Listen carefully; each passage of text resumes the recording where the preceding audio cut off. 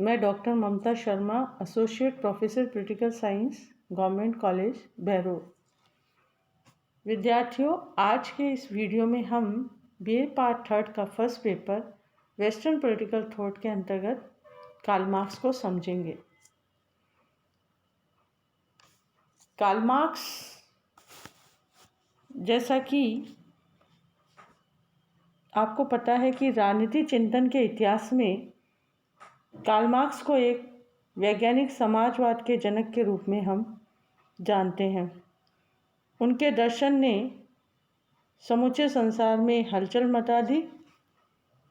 बुद्धिवर्ग और शासक वर्ग कोई नहीं, बल्कि उन्होंने आम जन समुदाय को भी झकझोर दिया।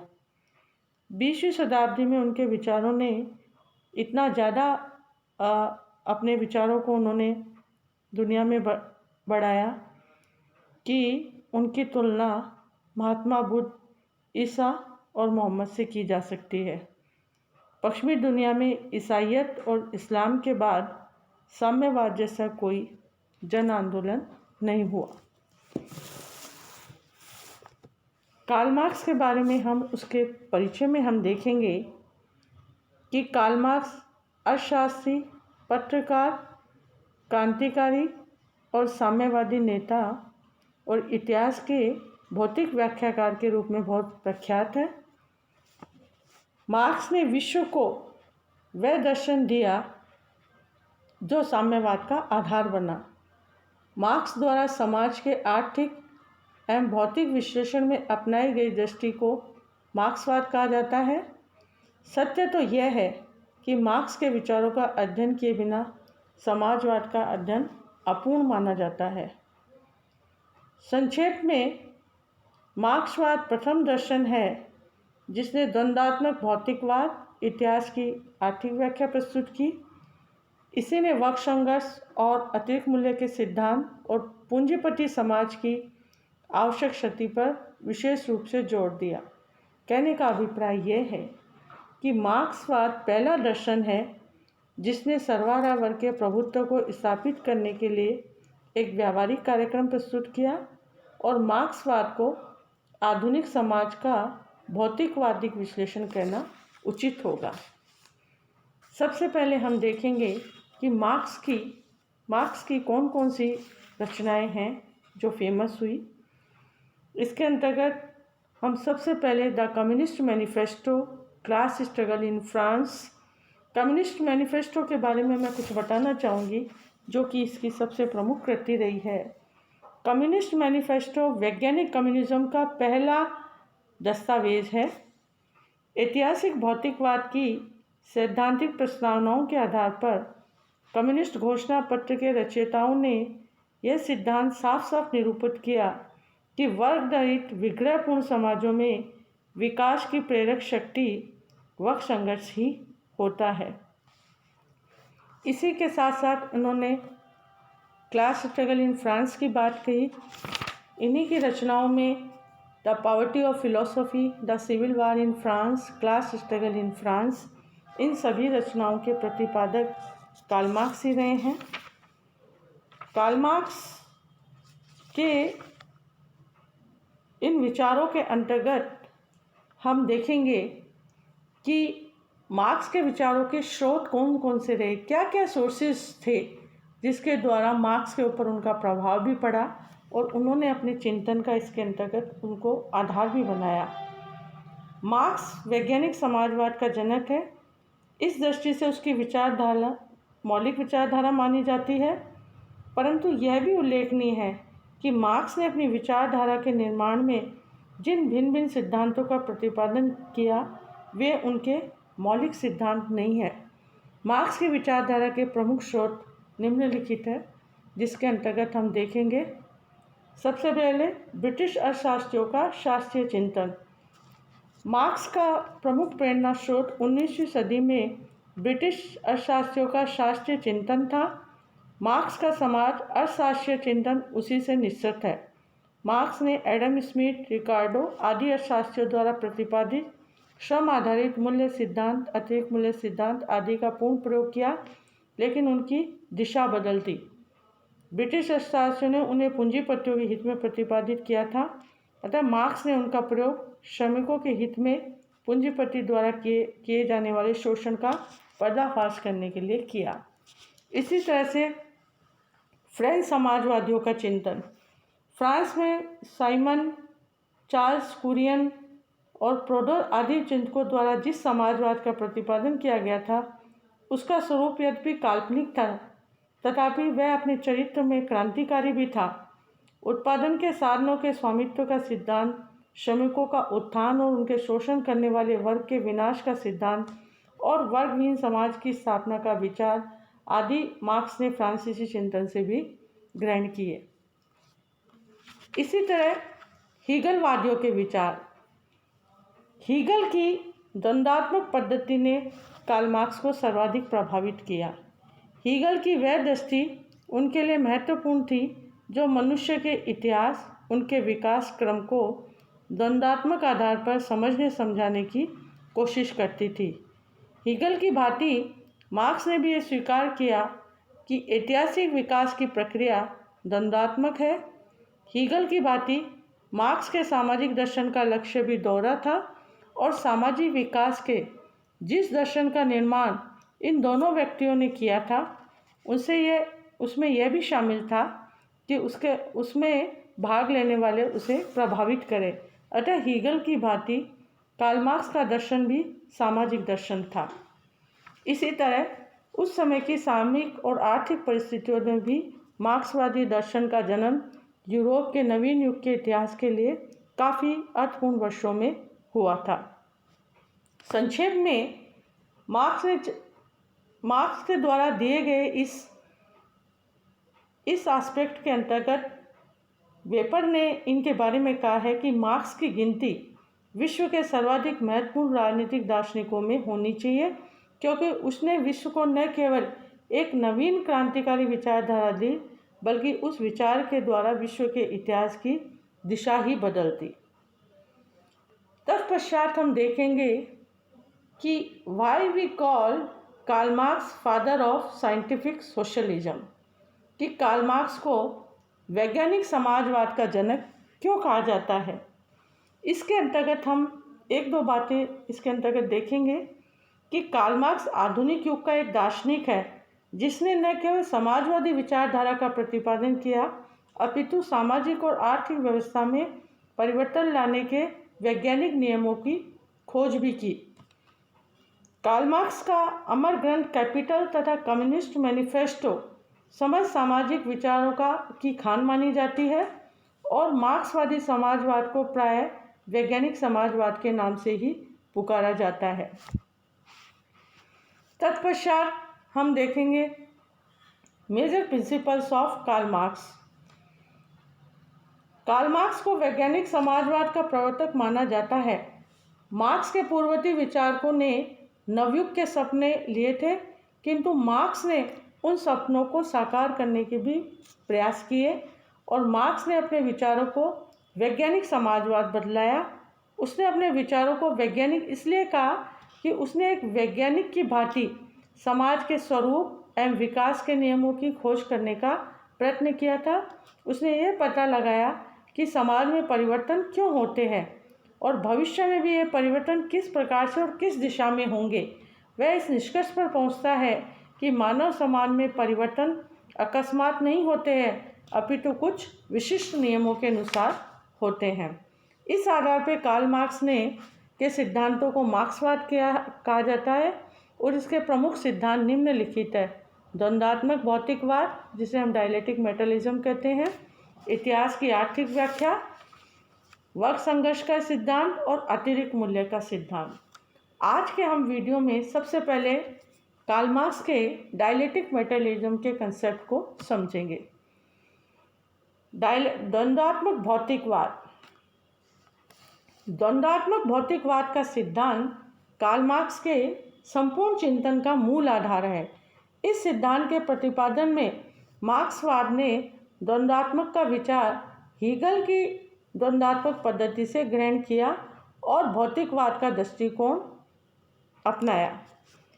इन दोनों के सम्मिश्रण ने द्वंद्वात्मक के सिद्धांत को एकदम नई और मौलिक दिशा प्रदान की। इस नवीन सिद्धांत की उपयोगिता इस तथ्य से आकी जा सकती है कि मार्क्स ने इसे समझ साम्यवादियों के लिए एक दिशा निर्देशन यंत्र की उपमा दी, जिसका प्रयोग करके साम्यवादी अपनी क्रांतिकारी गतिविधियों के संचालन की दिशा निर्धारित करते हैं। द्वंद्वात्मक भौतिकवाद में दो शब्द हैं। इसमें प्रथम शब्द द्वंद्वात्मक उस प्रक्रिया को स्पष्ट करता है जिसके अनुसार सृष्टि का विकास हो रहा है, और दूसरा शब्द भौतिकवाद सृष्टि के मूल तत्वों को सूचित करता है। द्वंद्वात्मक प्रक्रिया मार्क्स का द्वंद्वात्मक हीगल की द्वंद्वात्मक पद्धति पर आधारित है, परंतु हीगल के द्वंद्ववाद को मार्क्सवाद ने बिल्कुल उल्टा कर दिया। हीगल के द्वारा या हीगल ये मानकर चलता है कि समाज की प्रगति प्रत्यक्ष न होकर एक टेढ़े मेढ़े तरीके से हुई है, जिसमें तीन अंश हैं: वाद, प्रतिवाद और संवाद। मार्क्स ने द्वंद्वात्मक पद्धति का आधार भी हीगल का यही द्वंद्ववादी दर्शन है। मार्क्स के अनुसार वाद समाज की एक साधारण स्थिति है जिसमें कोई अंतर्विरोध नहीं पाया जाता। थोड़े समय बाद वाद से असंतुष्ट होकर उसकी प्रतिक्रिया के स्वरूप प्रतिवाद उत्पन्न हो जाता है। यह निषेधात्मक स्थिति वाद की अपेक्षा अधिक प्रगतिशाली मानी जाती है। वाद और प्रतिवाद के अंतर्विरोध के फलस्वरूप एक समझौता हो जाता है, जिससे एक नए विचार की उत्पत्ति होती है। इसे हीगल संवाद या सिंथेसिस या संश्लेषण का नाम देता है। यही संश्लेषण आगे चलकर एक वाद हो जाता है, जिसका फिर प्रतिवाद उत्पन्न होकर संश्लेषण के द्वारा फिर एक नया विचार उत्पन्न होता है। इस प्रकार यह क्रम निरंतर चलता रहता है और इस प्रक्रिया में पहले किसी वस्तु का निषेध होता है और उसके पश्चात निषेध का निषेध होता है और इसके द्वारा एक उत्तर वस्तु अस्तित्व में आती है। अतः हीगल के द्वंद्वात्मक के परिप्रेक्ष्य में मार्क्स में द्वंद्वात्मक को समझा जाता है। मार्क्स तथा उनके अनुयायियों ने द्वंद्वात्मक प्रक्रिया को गेहूं के पौधों के उदाहरण से समझाया है। गेहूं का दाना वाद है। भूमि में इसे बो देने पर गलकर या तो नष्ट होकर अंकुरित हो जाता है और पौधे का रूप ग्रहण कर लेता, और ये पौधा विकास का दूसरा चरण प्रतिवाद है। और तीसरा चरण पौधे में बाली का आना, इसे पकने पर गेहूं के दाने का बनना तथा पौधे का सूखकर नष्ट होना, यह तीसरा चरण संवाद है। इस प्रकार स्पष्ट है कि द्वंद्वात्मक विरोधी तत्वों में निहित स्वार्थ के माध्यम से संचालित होता है। यह संघर्ष अंततः उन पारस्परिक विरोधी तत्वों में समन्वय स्थापित कर देता है, जिससे उच्च स्थिति में उन दोनों तत्वों के गुण विद्यमान होते हैं। कालांतर में यह समन्वय पुनः अपने विरोधी विचार को जन्म देकर संघर्ष की स्थिति पैदा करता है और एक बार फिर दोनों में समन्वय के विचार से परिमार्जन के उच्च स्तर को प्राप्त करता है। संघर्ष और समन्वय की यह प्रक्रिया, जिसे हम द्वंद्वात्मक पद्धति के नाम से जानते हैं, उस समय तक चलती रहती है जब तक विचार का आदर्श रूप प्राप्त नहीं हो जाता और वह अपने आंतरिक विरोधों से मुक्त नहीं हो सकता। चूँकि वैज्ञानिक समाजवाद के सिद्धांत में द्वंद्ववाद का उपयोग अलग अलग एवं विभिन्न संदर्भों में किया जाता है, अतः उसकी परिभाषा का स्वरूप भी हीगल द्वारा ही परिभाषित किया गया है। इसी तरह से भौतिकवाद मार्क्स ने द्वंद्वात्मक पद्धति हीगल से ग्रहण की है, परंतु मार्क्सवादी द्वंद्वात्मक हीगल के द्वंद्ववाद से बहुत अधिक भिन्न है। हीगल और मार्क्स के द्वंद्वात्मक में बहुत अंतर है। हीगल एक आदर्शवादी था, उसके द्वंद्ववाद का आधार विचार या आध्यात्मिक था, परंतु मार्क्स के अनुसार विचार नहीं, भौतिक पदार्थ ही इस जगत का आधार है। इस तरह से हम देखेंगे कि द्वंद्वात्मक भौतिकवाद प्रगतिवादी है और उसकी प्रगति भौतिक है, आत्मिक नहीं। मार्क्स के अनुसार विश्व एक भौतिक जगत है, इसमें घटनाएं तथा वस्तुएं एक दूसरे संबंध है। चूँकि भौतिक जगत में परिवर्तन निरंतर होते रहते हैं, अतः सामाजिक जीवन में भी परिवर्तन होते रहते हैं।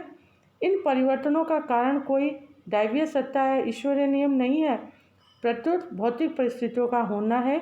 इन भौतिक परिस्थितियों से मार्क्स का अभिप्राय आर्थिक संबंधों से है।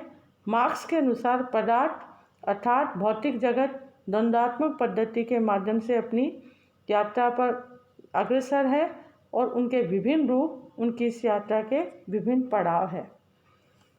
इसके साथ हम देखेंगे कि द्वंद्वात्मक भौतिकवाद की मार्क्स के द्वारा क्या विशेषताएं बताई है। इसके अंदर फर्स्टली ही टॉक्स अबाउट द आंगिक एकता। द्वंद्ववाद के अनुसार विश्व एक भौतिक जगत है जिसमें वस्तुएं तथा घटनाएं एक दूसरे से पूर्णतः संबंध है। प्रकृति के सभी पदार्थों में परस्पर निर्भरता तथा आंगिक एकता पाई जाती है। प्रकृति एक संपूर्णता है, इसके हर पहलू दूसरे पर निर्भर है तथा एक दूसरे को प्रभावित करते हैं। सेकेंडली गतिशीलता। प्रकृति में पाया जाने वाला प्रत्येक पदार्थ गतिशील है, लगातार गतिशीलता से उसमें परिवर्तन होता रहता है, जिनके फलस्वरूप कुछ चीज़ें पैदा तथा विकसित होती है। अतः यह भौतिकवादी विश्व निरंतर परिवर्तनशील है और विकासशील है। थर्डली, इसमें परिवर्तनशीलता होती है क्योंकि आर्थिक शक्तियाँ सामाजिक विकास की प्रेरक शक्ति है। चूँकि भौतिक जगत निरंतर परिवर्तनशील है अतः सामाजिक जीवन भी उसी के अनुरूप परिवर्तनशील है। इसी तरह इसमें परिमाणात्मक गुणात्मक परिवर्तन होते रहते हैं। प्रकृति में परिवर्तन और विकास साधारण रीति से केवल परिमाणात्मक ही नहीं होते बल्कि क्वालिटेटिव भी होते हैं, जिसे हम गुणात्मक कहते हैं।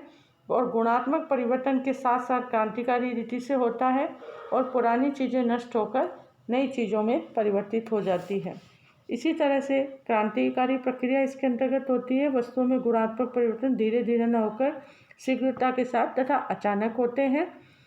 एंड लास्टली, नकारात्मक सकारात्मक संघर्ष।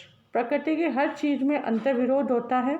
नकारात्मकता एवं सकारात्मक पहलू होते हैं जिनका आपसी संघर्ष विकास की प्रक्रिया प्रोसेस ऑफ डेवलपमेंट है और विकास का आधार संघर्ष है, सामंजस्य या मेल मिलाप नहीं। केवल संघर्ष के माध्यम से ही विरोधी पक्षों में आपसी टकराव से ही विकास होता है। इस तरह से हम देखेंगे कि द्वंद्वात्मक भौतिकवाद की निम्न विशेषताएं देखने को मिलती है। तत्पश्चात हम देखेंगे द्वंद्वात्मक विकास के क्या नियम हैं, किन नियमों के आधार पर यह कार्य करता है। सबसे पहले the law of unity and interpretation of opposites. कहने का अभिप्राय यह है विपरीतों की एकता और संघर्ष का नियम। इसका तात्पर्य यह है कि विकास आंतरिक विरोध से संचालित होता है। जब तक विरोधी तत्व संतुलित रहते हैं तब तक परिवर्तन नहीं होता, किंतु जब एक तत्व प्रबल होने लगता है तो परिवर्तन आरंभ हो जाता है। विज्ञान ने यह सिद्ध कर दिया कि प्रत्येक एकता में परस्पर विरोधी तत्व पाए जाते हैं। जिसे चुंबक का उदाहरण लिया जा सकता है कि एक ही चुंबक के दो सिरे हैं, उत्तरी और दक्षिणी ध्रुव। ये सिरे यद्यपि एक दूसरे के विरोधी और स्पष्ट रूप से भिन्न होते हैं, फिर भी पृथक पृथक रूप में अलग अलग केवल उत्तरी ध्रुव और दक्षिण ध्रुव के रूप में नहीं रह सकते। यदि चुंबक को ठीक दो हिस्सों में काट दिया जाए तो उनके एक हिस्से में उत्तरी ध्रुव तथा दूसरे हिस्से में दक्षिण ध्रुव हो, ऐसा नहीं होता, अपितु दोनों टुकड़ों में ही दोनों ध्रुव उत्पन्न हो जाते हैं। चुंबक की तरह प्रत्येक वस्तु में भी विपरीत तत्व विद्यमान होते हैं। सेकेंडली, उन्होंने बताया the law of transformation from quantitative to qualitative changes. परिमाणात्मकता से गुणात्मक परिवर्तन के रूपांतरण का नियम। इसके अंतर्गत उन्होंने ये बताने का प्रयास किया है कि इसका दूसरा नियम यह है कि मात्रा में भारी अंतर होने से गुणों में भी अंतर पड़ जाता है। उदाहरण के लिए पानी का तापक्रम एक निश्चित सीमा से बढ़ जाने पर वह भाप में परिवर्तित हो जाता है। इसी प्रकार उसका तापक्रम एक निश्चित सीमा से घट जाने पर वह जम जाता है। इस प्रकार मात्रा में भारी अंतर पड़ने से गुणों में भी अंतर पड़ना निश्चित है। यह नियम प्रकृति में होने वाले आकस्मिक परिवर्तनों की भी व्याख्या करता है। थर्डली, उन्होंने निषेध का नियम द लॉ ऑफ नेगेशन। निषेध का नियम भौतिक जगत के विकास की आम दशा तथा प्रकृति का उद्घाटन करता है। एंगल्स के अनुसार द्वंद्वात्मक के अनुसार ऐसी कोई चीज़ नहीं है जो हमेशा कायम रहे। हर चीज़ का आखिरी तौर पर निषेध होता है और उसका अस्तित्व खत्म हो जाता है। पुरानी चीज़ों को नई चीज़ों में बदल जाने को उसका निषेध कहते हैं। और निषेध का निषेध यह नियम सिद्ध करता है कि विरोधी शक्तियों के टकराव से मूल चीज़ का निषेध हो जाता है और जो नई चीज़ पैदा होती है उससे कई बढ़कर शक्तिशाली और उन्नत होते हैं। इस तरह से हम देखेंगे कि कार्ल मार्क्स के द्वारा इन नियमों में भी प्रथम विरोधी भावों के सामंजस्य इंटरप्रिटेशन ऑफ अपोजिशन का नियम है, जो यह बताता है कि आंतरिक विरोध द्वारा परिवर्तन की क्रिया किस प्रकार संचालित होती है। दूसरा नियम अंतर्बोध नियम है, जिसके द्वारा हमें बताया जाता है कि मात्रा परिवर्तन से गुण परिवर्तन कैसे होता है। तीसरा नियम हमें विकास की क्रिया के सोपान और उनका पारस्परिक संबंध बताता है। इसे हम निषेध से निषेध वाला नियम कहते हैं, अर्थात इंटरप्रिटेशन ऑफ अपोजिट्स या the law of negation of negation कहलाता है। तत्पश्चात हम देखेंगे कि कार्ल मार्क्स के इस द्वंद्वात्मक भौतिकवाद को आलोचकों के द्वारा निम्न आधारों पर इसकी आलोचना की है। सबसे पहले इसकी आलोचना का आधार यह रहा है कि इसमें आत्म तत्व की घोर उपेक्षा।